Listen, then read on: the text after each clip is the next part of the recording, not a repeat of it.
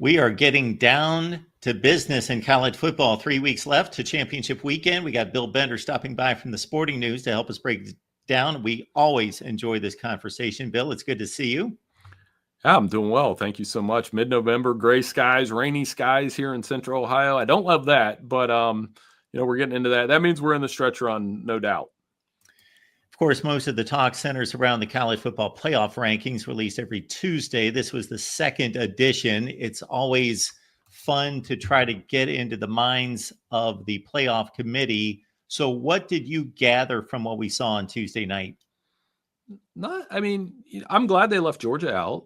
I am. There was some controversy about where Tennessee and Indiana and, why are they just moving this? But I always tell people, they tell us each week, whether we want to believe it or not, that they start with a blank canvas. And I think they do. They build those rankings backwards, essentially, And so when they move teams around and we lose our minds, I'm not all that worried about it. I think in general, they got the 12 teams right. There's nobody in the playoff field right now that I'm like, they don't deserve to be in.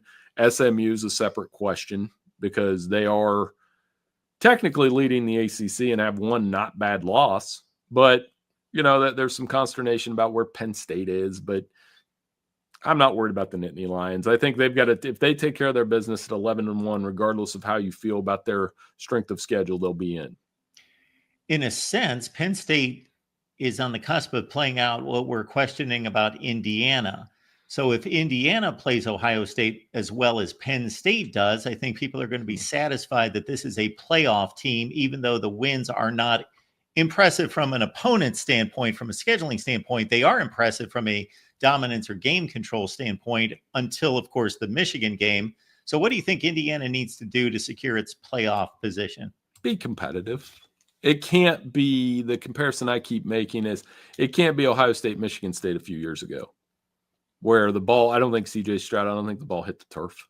It was like 49-0. And then you knew at that point that A, Michigan State wasn't more than a New Year's Day 6 team, and B, that Ohio State was pretty good.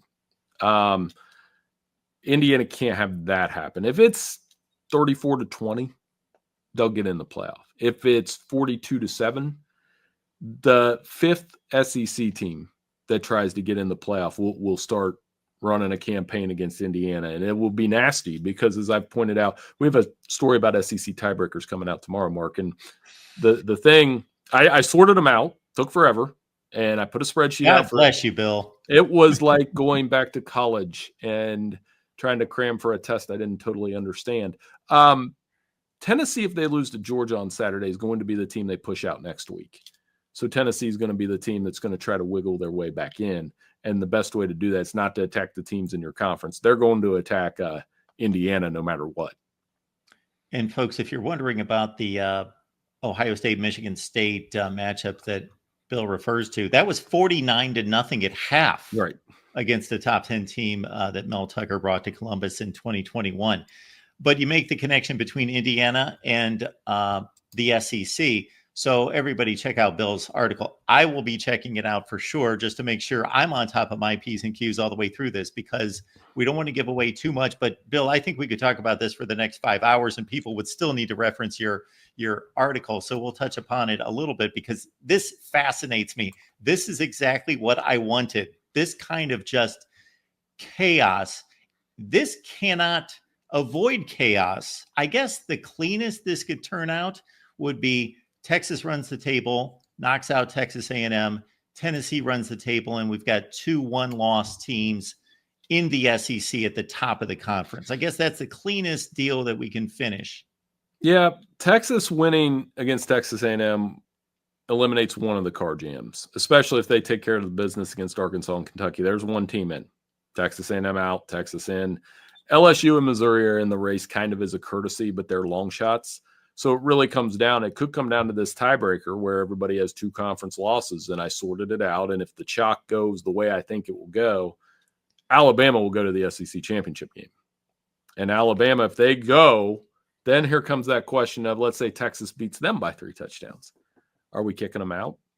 I wouldn't, because they're putting something out there on championship weekend that the other 2-loss SEC teams aren't. So that was my conclusion, that it'll probably be Texas and Alabama if it breaks the way I think it's going to break. But of course, that requires Georgia beating Tennessee this weekend, which isn't a given.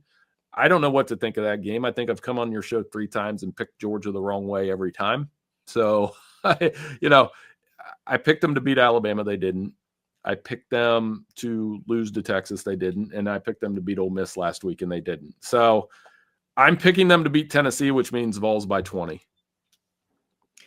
It's kind of hard for me to move off of my opinion of a team, and Georgia's a prime example of that, just because of the recent brand history, the recruiting, Kirby Smart, and what we expect it to be, that it's just kind of difficult to believe what you're actually seeing. But they were manhandled against Ole Miss. I don't know that people appreciate that if you're facing Georgia, and they've won 52 consecutive games against everybody not named Alabama. You lost to them last year by 5 touchdowns. They come into your stadium. They get a turnover on the second play. They knock your quarterback out, and you're down 7-0 like that. And you rebound with your backup quarterback, who's only thrown 24 passes this year, to tie the game and then dominate them and not give up another touchdown. That's a really impressive win. Yeah, and it was a gotta have it win for Ole Miss, and probably gets them in the playoff. As long as they take care of business against Florida and Mississippi State, the deal with Ole Miss is this: they rank in the top 10 in scoring offense and scoring defense. The only 2 other schools in the country that can say that are Texas and Indiana, which I find very interesting. That's the first thing I look at on Sunday morning. It's such a basic statistic, but if you, to me, are scoring more than everybody and giving up fewer than anybody, especially through conference play, you're pretty good. Ohio State's close on that discussion. So those are the best teams. And Ole Miss, despite the 3-point losses to Kentucky and the 3-point loss to LSU, both on 4th down conversions that made those possible, Lane Kiffin's got a pretty good football team. And with Trey Harris, when they get him back, even better. So they're kind of a dangerous team in the playoff to me. Now, that could all be blown up in the first round, whatever. But I think they established that if they go 10-2, they're not going to be left behind among that SEC 2-loss car jam. Bill Bender, The Sporting News. Please check out his work, of course. Bill's one of the best in the business, and he's got an article coming out on Friday about this SEC logjam at the top, in which LSU, despite the 3 losses overall, keep in mind, everyone, one of those is out of the conference, so there is still a path for LSU. And again, I just want to make sure I'm not speaking out of turn here, Bill. There is a possibility for an 8-way tie for first place, correct? There is. And, some of the keys to that would be you need Georgia to win. You need Missouri to beat South Carolina, and they're 2 touchdown underdogs this week. You would need Texas A&M to beat Texas, and you need LSU to win out. Now, those are the keys of it. The rest of it's reasonable. So if we had this 8-2 loss in conference, you mentioned LSU non-conference loss, Texas A&M non-conference loss to Notre Dame, total mess. Half of your conference tied. Who goes to Atlanta for the SEC championship game? Texas also would have to, they have to lose to A&M. So they have to take care of their business against Kentucky and Arkansas for that to happen, right? They have the 1 conference loss. Texas A&M has actually, we need Texas A&M to lose to beat, how's this work? Texas A&M needs to lose but Texas needs to lose to somebody else. Texas needs to beat Texas A&M. Texas loses to Arkansas tomorrow or Saturday. Yeah, the LSU. Sorry, it gets then at that point. That's how confusing it is. That's why I did a chart. I'll tell you about it. It's like I put, and here's the other thing: common opponent's going to be in our face for the next 3 weeks. The phrase "common opponent," because that is if the head-to-head tiebreakers don't work, and you get down to common opponent, that means that your SEC champion, ACC, Big 12, Big 10 championship fate could be determined by the team you're going against. If you didn't play them, your record against the teams you both played. It is completely confusing. It's even more confusing in the Big 12, honestly. It gets really strange in that conference if BYU and Colorado lose. Yeah, you definitely want to check out Bill's article, because when you stay here, I'm working things out like this. Right. Of course, Indiana and Oregon control their fates, as does Ohio State. But if Ohio State would lose to Michigan after beating Indiana, then things get interesting, although Penn State owns the tiebreakers against Indiana.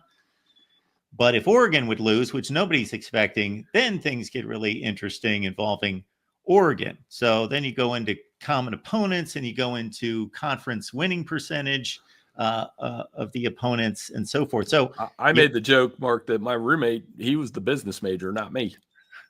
He was doing those business and accounting classes. I wasn't doing that. I was, just writing articles for a newspaper. Now, come on, man. So it requires some concentration to see some of these. And I think the Big Ten, you sketched it out. It really, to me, is as simple as it's not going to get messy if Ohio State beats Indiana. To me, they'll if they take care of their business and they take care of business against Michigan, which I think they should, then it'll just be an Ohio State-Oregon rematch. If Indiana wins, and you would have told me back in July the Big Ten championship game is going to be Oregon and Indiana, I'd be like, is that a Sweet 16 game in basketball? What are we talking about? Come on. No doubt. You brought up the ACC in the Big 12, and of course, the ACC was dealt a blow when Miami went down, which basically negates reasonable possibilities that they can get two teams in, you would think. What do you think about the SMU sweep? And if Miami loses the second game, probably done? That's where the common opponent thing is going to come in, because let's assume Miami doesn't lose and SMU loses. Then it's going to come down between SMU, Clemson, and Miami, common opponent. And who were these three teams as common opponents? Well, by the way, SMU, Miami, Clemson, none of them play each other in the regular season. That's step one. Step two would be, okay, who's their common opponent? It's Louisville and Florida State. Everybody beat Florida State this year. I think my son's 8th grade team took out Florida State at some point this year. Yeah, they did. But Louisville, the loss, Clemson's loss to Louisville could be the difference there. And then you send SMU and Miami to Charlotte. I think SMU is the only team that has like a legit gripe with the rankings, because they haven't lost a conference game. They have 1 3-point loss to the team that's in charge of the Big 12 right now. And I think you're with me on this. The ACC and the Big 12 are probably both one-bid leagues. The ACC has a little bit better case for two with Miami and SMU. I think just Miami used their mulligan late in the season. That's why it's in our face so much. Absolutely. And again, BYU dodged a huge bullet based on an official's call that was either good or not so good if you're the Utah athletic director. Yeah. Colorado, of course, is right there with 1 loss. And then it gets real hairy if Colorado drops one of its 3 remaining games, which I just looked at that schedule, and I think it's Utah, Oklahoma State, and Kansas. Maybe not in that order for Colorado. It's 3 games that looked like 3 of the best teams in the Big 12 to start the season, but actually are a combined 3-16 right now. So Colorado should be in good shape. Utah this week, they're all tests of different kinds. Utah this week, you're going to have to deal with a really good defense coming off that loss. Yes, that was a horrible call. Yes, the athletic director was right to go off. And I don't know what their headspace will be against Colorado on the road, but I know they play really physical defense and their offense has trouble scoring. So it's really going to come down to, can they get Colorado in 3rd and longs and maybe make that happen? The Kansas game is next, and that's at Arrowhead Stadium. The Jayhawks are in a tremendous position to play spoiler the next 2 weeks. They go to Provo and play BYU, and now they turn around and play Colorado at Arrowhead Stadium. So that should be fun. And then, to me, it's somewhat ironic that a team a lot of us picked to win the Big 12, Oklahoma State, could be in position to play spoiler. And if I'm Colorado, I don't love that game, because you're giving Mike Gundy an all-in, let's go beat them game. And there is a Big 12 scenario now where, say Colorado loses, Iowa State beats Kansas State, BYU's in, and I was just talking about common opponents. Get ready for this one. If Arizona State's out of the picture, Iowa State and Colorado have played 7 common opponents. I don't know how, I don't know how they set up their schedules. So, and right now Colorado would have a slight edge there. So I took the time to really show this to everybody. And, then you can follow along. You got an x-axis, y-axis. You look at the teams. They're plotted out for you. It was a lot of fun to put together. And you'll need it over these next 3 weeks, especially for those 3 conferences. I love it. And I've got to say that Mike Gundy is probably thanking his lucky stars that Mike Norvell and Florida State exist, because people aren't necessarily noticing the dumpster fire in Stillwater this year at 0-7 in the conference, having brought back a 7th-year starting quarterback, the rushing champion, Ollie Gordon, all their receivers, a top 5 offensive line, and 0-7 after going to the Big 12 championship game. Just a disaster for Oklahoma State this year. Any particular games that may even run off the radar a tad that intrigue you this weekend? No, it's a lot of the focus on Georgia and Tennessee, obviously, and those Big 12 matchups that we talked about. I think it's not terribly important to the playoff picture, but Nebraska USC is interesting to me because Nebraska is trying to get into a bowl game. You just mentioned a couple thank you notes. I think a couple people are sending Mike Norvell thank you notes. Sharon Moore, he would be one. 5-5 Michigan with no quarterback play. Lincoln Riley, number 2. Fighting for bowl eligibility, got to beat Nebraska. They're going to a freshman quarterback, Jaden Mayava, and you get to see him play Dylan Raiola. Nebraska needs this one to get in a bowl game. Their schedule's tough the last 2 weeks. So that one's off the radar a little bit. And you and I, about the same age again, saying that USC Nebraska is a Big Ten game out on the West Coast in November 16th is just, makes your head spin a little bit. And I got to think maybe you've at least thought about this, if not dug into the record books, but based on my recollection, which is typically pretty good, mid-70s on, this Florida State free fall from 12-0 to 1-9, which will probably finish 2-10, is historic. Unprecedented. Like I said, Michigan being 6-6, it's surprising, but not really. Once you saw how bad the quarterback play was, USC losing games. We've watched them lose 5. To go from nearly filing lawsuits and injunctions and trying to get the playoff because you got snubbed at 13-0 to 2-10 is unreal. And it's starting to get even more messy. They have decommitments. They've fired both coordinators. I've never seen anything like it. Because even a month ago or 2 months ago, after the Georgia Tech game, if you'd have said, hey, Florida's keeping Billy Napier, Mike Norvell is going to be the one on the hot seat, and Miami's going to be 9-1, like, trying to figure out those 3 Florida schools, it's really hard to do.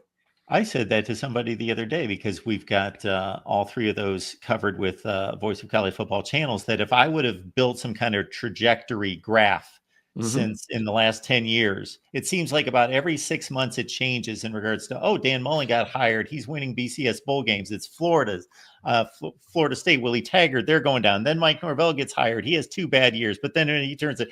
It's like constantly they're switching spots in regards to who is showing any kind of hope or upward trajectory, as opposed to, again, dating us, going back to the mid to late 80s and through the 90s. Those were the 3 schools that you could count on being at the top of college football for a long time. That's a great idea. We may have to steal that at Sporting News, just warning you. Because they can't, there's never, all 3 of them are in varying spots of competition. Some of that is because of the recruiting angle that kids from Florida go to Alabama now and Clemson and Georgia, and they don't stay home like they used to in the 80s, where Miami could literally, you draw a circle around that county and they have an all-star team going to Miami. Gainesville with Spurrier was different. That's a great point. And Florida State in particular, it's just like, but for Florida State, you're in the ACC, man. Like, you're not in the SEC. Florida's got a little bit of an excuse to me, because if we all looked at their November schedule and we're like, nope. But, I think they're going to put up a fight against LSU this week. I don't know that they win, but a part of the reason with Billy Napier, we'll get to see what he's going to do with DJ Lagway over the next year at least, and maybe that offers them some hope. Absolutely. Bill Bender, the Sporting News. Get there. It's the best in the business. So is Bill. Bill, we appreciate you doing this. It's always a fun conversation. Yeah, that was a lot of fun. I'll talk to you next week.